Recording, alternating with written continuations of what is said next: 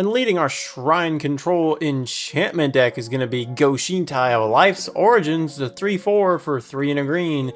For a legendary enchantment creature Shrine that is a creature and an enchantment, pay Wooburg, we can tap, return target enchantment card from your graveyard to the battlefield. Whenever Go-Shintai of Life's Origin or another non-token Shrine enters the battlefield under your control, create a 1/1 color Shrine enchantment creature token that is also an enchantment and a creature. So we're going to be dropping our commander, getting that first Shrine token, bringing our Shrine count to 2 for all the other Shrines to care about it, because yes, we are running them all. And then paying Wooburg to return target enchantment card from our graveyard to the battlefield is also pretty spicy, because we have some pretty spicy enchantments. Gonna want to Entomb, and then use our Go-Shintai to revive and bring back those enchantments from the graveyard. Let's get into it. Firstly, before we start anything else, guys, we now have a Discord server set up. Wave Riders EDH. Here's the Discord invite link right there. I also have it down in the description. Please go to the Discord. It's not much. I don't know how to run Discord. I did the best I could setting it up.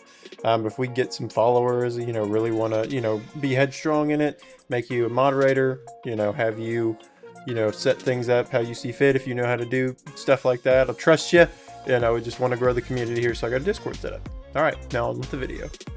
For the 17 creatures, we have Bloom Tender, Valdekin Mastermind, and Destiny Spinner. Bloom Tender, 1 green for a 1/1 for each color among permanents you control. Add 1 mana of that color. Tap it for that. Mana Dork eventually gets up to Wooburg the more color among permanents we get out. Valdekin Mastermind, 2 blue for a 1/2. Pay a blue, tap, return target permanent you control to its owner's hand. Use it for a little bit of instant speed protection. Hold up that blue. We also use it to bounce stasis on somebody else's end step. Destiny Spinner, 1 green for a 2/3. Creature and enchantment spells you control can't be countered. And then 3 and a green, target land you control becomes an X elemental creature with trample and haste until end of turn, where X is the number of enchantments you control. It's still land. Maybe late game if we need something to punch in with some trample, big boy land stuff, we can use the Destiny Spinner for that, but it's mostly there to keep our stuff from getting countered. Next up, we have Dryad of Elysian Grove, Sanctum Weaver, and Viridian Enchantress. Dryad of Elysian Grove, 1 green and 2 other for a 2/4. You may play an additional land on each of your turns. Land you control every basic land type in addition to their other types. This helps fix our colors, helps us get extra lands out quicker, play the game better, you know what I'm saying? Sanctum Weaver, 1 and a green for a 0/2. Tap, add X mana of any 1 color or X's number of enchantments you control. We will control a lot of enchantments, so this is a good mana dork for us.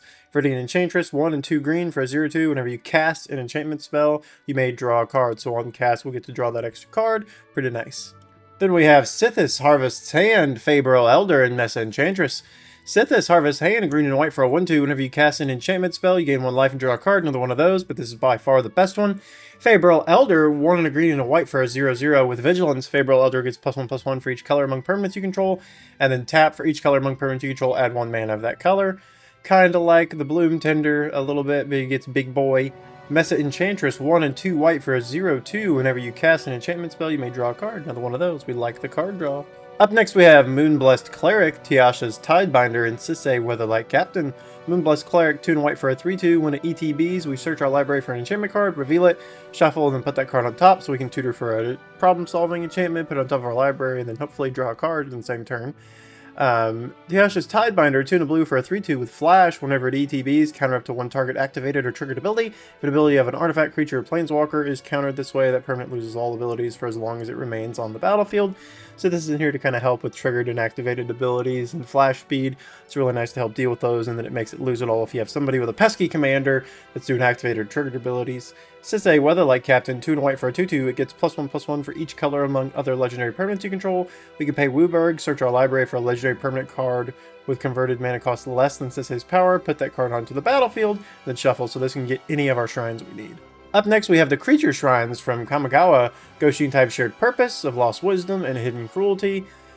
Shared Purpose is 3 and white for a 1/3 with Vigilance. At the beginning of your end step, you may pay 1. If you do, create a 1/1 color spirit creature token for each shrine you control. Lost Wisdom has Flying. It's a 0/4. It's 1 and a blue. At the beginning of your end step, you may pay 1. When you do, target player mills X cards where X is the number of shrines you control. And then Hidden Cruelty, 3 and a black for a 2/2 with Death Touch. At the beginning of your end step, you may pay 1. When you do, destroy target creature with toughness X or less. X is the number of shrines you control. The mill, not so much useful, but we need it for shrine count and shrine token generation. Shared Purpose and Hidden Cruelty, a little bit better of the 3 of the Then lastly, we have Go-Shintai of Ancient Wars and Go-Shintai Boundless Vigor. Ancient Wars, 2 in a red for a 2/2. First strike at the beginning of your end step, you may pay 1. When you do, it deals X damage to target player or planeswalker, where X is the number of shrines you control. And then Boundless Vigor, it's 1 in a green for a 1/1, has Trample. At the beginning of your end step, you may pay 1. When you do, put a +1/+1 counter on target shrine for each shrine you control. I like the Ancient Wars one. Boundless Vigor gives you that big trample body, but I think like the token generator and the life loss is a little bit better, but you know, these are the creature shrines. They aight. For our 28 enchantments, that's right, you heard 28, we have Aura Shards, Land Tax, and Smothering Tithe. Aura Shards, 1 and a green and a white for an enchantment. Whenever a creature enters the battlefield under your control, you may destroy target artifact or enchantment. We don't have a whole lot of creatures in this deck, but when we're playing shrines, we're going to be making shrine creature enchantment tokens, which will trigger the Aura Shards. Land Tax, 1 white. Beginning of your upkeep, if an opponent controls more lands than you may search your library for up to 3 basic land cards, reveal them, put them into your hand, and then shuffle. This helps us always make our land drops. Smothering Tithe, whenever an opponent draws a card, that player may pay 2 generic. If that player doesn't, you create a treasure token. It's 3 and a white. Y'all know Smothering Tithe. It's great. We need the mana. We need it. Up next, we have Sylvan Library, Sphere of Safety, and Hodine of Cleansing Fire. Sylvan Library, 1 in a green. At the beginning of your draw step, you may draw 2 additional cards. If you do, choose 2 cards in your hand drawn this turn. For each of those cards, pay 4 life, or put the cards on top of your library. So we're going to draw 3. I like to sit my hand down when I do this. Draw 3, look at them. You can keep 1 for free, keep 2 for 4, or keep all 3 for 8 life. A little bit of card advantage, but we got to make sure that we take at least one of them, pay the life for one of them, you know, so that it becomes actual card advantage and just not looking at the top cards of your library. Sphere of Safety, 4 and a white. Creatures can attack you or planeswalkers you control unless their controller pays X for each of those creatures, where X is the number of enchantments you control. This helps really keep our defenses up, keeps people from swinging into us because we need that off of us. And then the first of our enchantment shrines, Hodine of Cleansing Fire, 3 and a white. At the beginning of your upkeep, you gain 2 life for each shrine you control. Next up, we got some more of the Hondens. Honden of Seeing Winds, Honden of Night's Reach, and Honden of Infinite Rage. Seeing Winds is 4 and a blue. At the beginning of your upkeep, draw a card for each shrine you control. It's pretty good, but we got to be careful. We could deck ourselves with this, so we might just want to hold off. We already got a big board of shrines, and our library is looking a little low.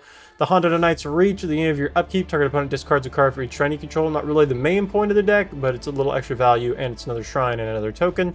Honden of Infinite Rage, at the beginning of your upkeep, Honden of Infinite Rage deals damage to target creature or player equal number of shrines you control. This is one of our main damage dealers that we have in the deck. Next up is Honden of Life's Web, Soluminity, and Decree of Silence. Honden of Life's Web, 4 and a green. At the beginning of your upkeep, put a 1/1 colorless spirit creature token onto the battlefield for each shrine you control. Gets us some bodies, gets us some blockers. It's about all they're used for. Soluminity, 2 and a white. Players can't get counters. You ain't getting no poison counters, y'all. Counters can't be put on artifacts, creatures, enchantments, or lands. Alright, cool. Now the next part of this is Decree of Silence. 6 and 2 blue. Whenever an opponent plays a spell, counter that spell and put a depletion counter on Decree of Silence. There are 3 or more depletion counters on Decree of Silence. Sacrifice it. It has cycling, and when you cycle it, you can counter target spell. So, with Decree of Silence and Soluminity, you can't put counters on Decree of Silence. So, it just counters every single spell your opponent plays. Now, they can still like do channel abilities and stuff like that, like Boseiju or whatever, but they can't cast any spells because Soluminity won't let them put, or let us put, depletion counters on Decree of Silence. It's really, really nasty, okay? It's a nasty combo. It's unfun for them, not for you. It's really fun for you. But I would only do this in the dire need of circumstances. You know, maybe you want to cut Decree of Silence for Phyrexian Unlife, which is you don't lose the game for having 0 or less life. And you get a poison counter for every damage you take. So you can run Soluminity and Phyrexian Unlife and still protect yourself from losing the game, protect yourself pretty good. But it's not as nasty as countering everybody's spells. But I would only run this if you know you really want to make some people upset, or you want to get some pod revenge or something like that, or you run it up against like very high powered decks. Alright, then next up we have Omniscience, Rhystic Study, and Sanctum of Tranquil Light. Omniscience, 7, 3 blue. You may cast spells from your hand without paying their mana costs. We're focusing on getting our Entomb effect out there to, get it out and then bring it back with our commander, so that way we can cast stuff for free, which is pretty sick.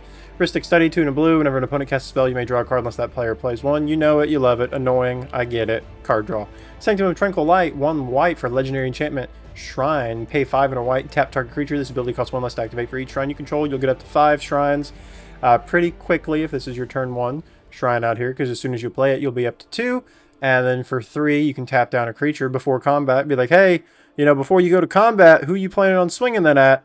You know, because if you're thinking about swinging it at me before you move to combat at instant speed, I'm just going to tap it down right now. In fact, I may do that anyway if I don't like your answer. Alright, then we got some more Sanctums here. Sanctum of Calm Waters, Sanctum of Stone Fangs, and Sanctum of Shattered Heights. Calm Waters, 3 in a blue. At the beginning of your pre-combat main phase, you may draw X cards, where X is the number of shrines you control. If you do, discard a card. This is my more preferred draw method shrine than the other one, because it's a May ability. Sanctum of Stone Fangs, 1 in the black. At the beginning of your pre-combat main phase, each opponent loses X life and you gain X life, where X is the number of shrines you control. One of our gain and drains, one of our main win cons here in the deck for shrines. And then we have Sanctum of Shattered Heights, 2 in a red. We can pay 1, discard a land card or a shrine card. Sanctum of Shattered Heights deals X damage to target creature or planeswalker, where X is the number of shrines you control. Unfortunately, it's not players, but you know, we can get rid of pesky creatures for our lands or for our shrine cards. Not really 100% usable, but like I said, it's another shrine and it only costs 3. Then next we have the rest of the Sanctums and Stasis. Sanctum of Fruitful Harvest and Sanctum of All, and of course Stasis. Sanctum of Fruitful Harvest, 2 in a green. At the beginning of your combat at the beginning of your pre-combat main phase, at X mana of any one color, where X is the number of shrines you control. I'm leaving that in. Sanctum of All is Wooburg. At the beginning of your upkeep, you may search your library and or graveyard for a shrine card, put it onto the battlefield. If you searched your library this way, shuffle it. Don't shuffle your graveyard. If an ability of another shrine you control triggers, while you control 6 or more shrines, that ability triggers an additional shrine, which is beautiful. All of our shrines are going to double trigger, lets us tutor out of the library or the graveyard, which is just delicious every upkeep. Okay, now the elephant in the room, where, you know, Stasis, 1 in the blue, players skip their untap steps. At the beginning of your upkeep, sacrifice Stasis, unless you pay 1. Now, you do not have to run this card. Okay, I am running this card because I play with some very high power friends, and maybe sometimes we need a Stasis, alright? And you're thinking, well, how do we get around Stasis? Players skip their untap steps. Maybe you're into it. Maybe you're like, yeah, maybe I'd love to throw this in just for a couple of games to get back at my friends or whatever, okay? So here's how we do it. We have that Valdikan Orrery or Valdikan Mastermind or whatever in the creature section. We can use him on the end step of other players' turns to bounce Stasis into our hand. So on the player before you, player that goes before you, you can, on their end step before it's your turn, you can use him to bounce Stasis back to your hand. And then we can also get around it by, you know, just Smothering Tithe, having Smothering Tithe out, which is in here. I think, yeah, it was one of the first ones I put in here.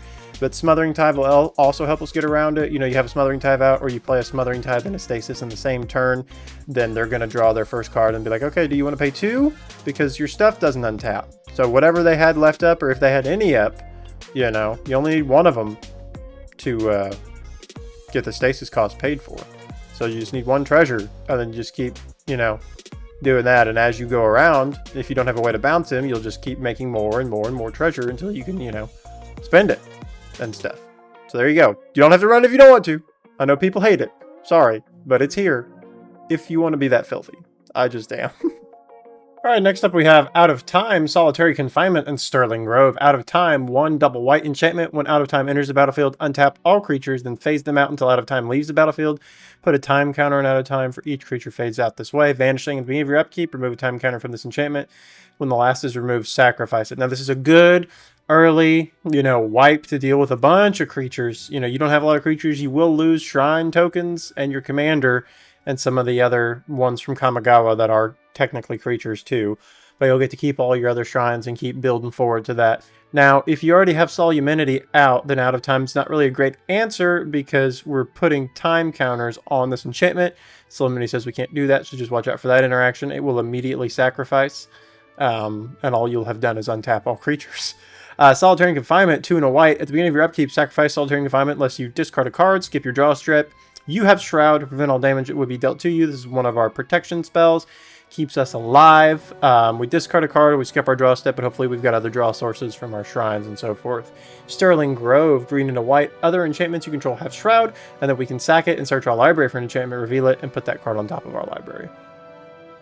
Next up we have Propaganda, Carpet of Flowers, and Grasp of Fate.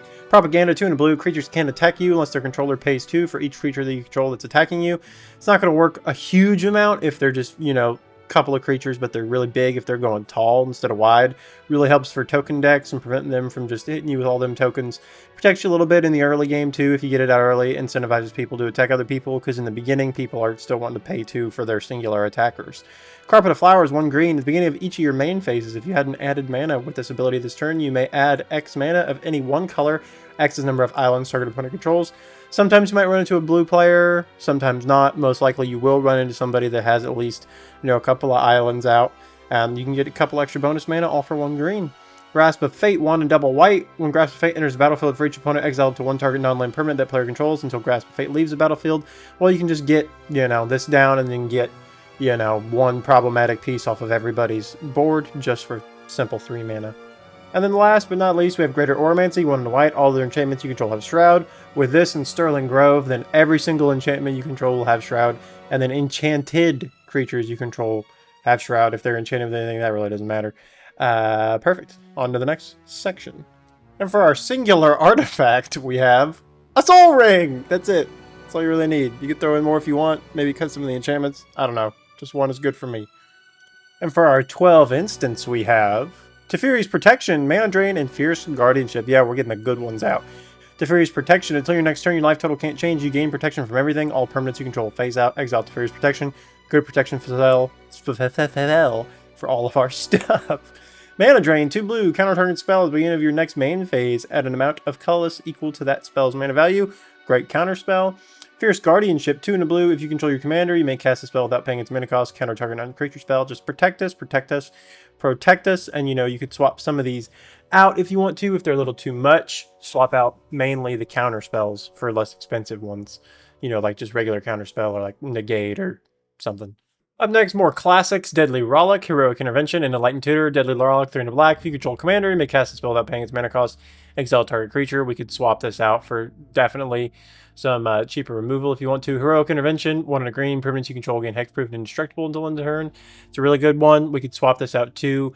What's the one from freaking Outlaws with the horse? It's got the Trojan horse in it. I can't remember the name of it right off the top of my head, but you can also do 1 and a green to give everything you control hexproof and indestructible until end of turn too. And it's a little bit cheaper than Heroic Intervention.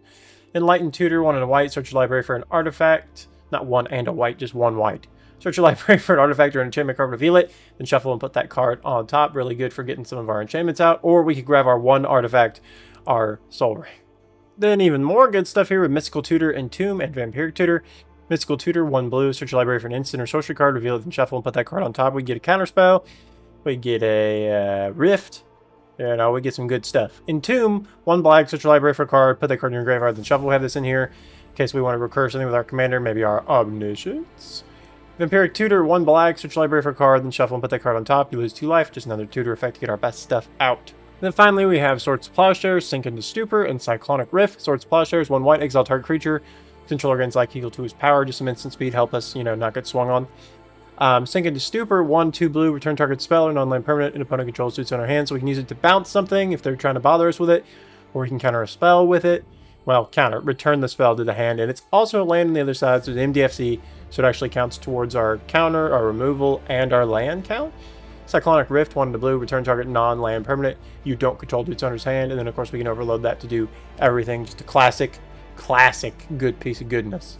And then for our 7 bits of sorcery, we are running Sky Shroud Claim, Eerie Ultimatum, and Ruinous Ultimatum. Sky Shroud Claim, 3 and a green, search your library for up to 2 forest cards, put them on the battlefield and then shuffle. We can grab our Triomes, which we have in here, or we can just grab a forest if you want to, but I'd get your colors. Eerie Ultimatum is 2 white, 3 black, 2 green, returning a number of permanent cards with different names from your graveyard to the battlefield if we get wiped out, which has happened to me before. Eerie Ultimatum is perfect for that. Ruinous Ultimatum, 2 red, 3 white, and 2 black. Destroy all non-land permanents your opponents control. One-sided, just super wipe for everything but lands. Real good. Real nice. Then we have Grim Tutor, Nature's Lore, and Farseek. Grim Tutor, 1 and 2 black. Search your library for a card, put that card in your hand, then shuffle your library, lose 3 life. Good tutor, you know what they're for. Nature's Lore, 1 and a green. Search your library for a forest card, put that onto the battlefield, and then shuffle. We can use it to grab a Shock, use it to grab a Triumph, or a forest if you'd like. Farseek, 1 and a green. Search your library for a plains, island, swamp, or mountain card, put that on the battlefield, tap, then shuffle. We get any of the basics, or any of the Shocks, or any of the, Triumphs that you want to. And then last but not least, we have, well, maybe least, Idyllic Tutor, 2 and a white. Search your library for an enchantment card, reveal it, put it into your hand, then shuffle your library. It's a little bit more on the expensive side for a tutor, and it's sorcery speed, but we love it. We love to see it. We like it. It's like the Grim Tutor, I guess, but for enchantments. And then for our lands, we are running City of Brass, Command Tower, and Exotic Orchard. Whenever City of Brass becomes tapped, deals 1 damage to you, add 1 mana of any color. Of course, Command Tower, add 1 mana of any color in your commander's color identity, which is all 5. Exotic Orchard, add 1 mana of any color that a land an opponent controls. Produce is just cheap ones, help us get our colors. And we are running some basics for this one. We've got 2 forests, 1 island, 2 swamps, 1 mountain, and 2 plains. Then, of course, we are running the triomes here, the Indatha triome, the Ketria triome, and the Zagoth triome, because they all have forest in them, and we can search them up with our ramp. And then we are running all 10 fetches and all 10 shocks. You know, the fetch lands, you tap them, pay 1 life, sack it, searches for a mountain or a plains card, then we use it to grab, for example, this Blood Crypt, which is a swamp and a mountain. As it enters the battlefield, we can pay 2 life to have it come in untapped, and if we don't, we can have it enter tapped. But these are the shocks and the fetches. You know them, you love them, or hate them, because they're freaking expensive. Please proxy these. Please just do it. I think everyone should be able to have the perfect 5-color mana base if they're running a 5-color deck. You know, run your triomes, run your 10 fetches, run your 10 shocks. Duels? I don't know. That's up to personal opinion. You want to proxy them? I don't have a problem with it, but I'm not going to. I'm not going to put all of them on screen because editing that would be a nightmare, and you can see them in the deck list. Alright, so tell me what you guys think of the deck. And I know, guys, I know we need a non-Halloween themed intro. I know. I'm going to work on it. If you guys have any suggestions for that, drop them in the Discord that we dropped at the beginning of this video. Discord deck list in the comments. Well, the description, I guess. And thank you. Have a wonderful day. Bye.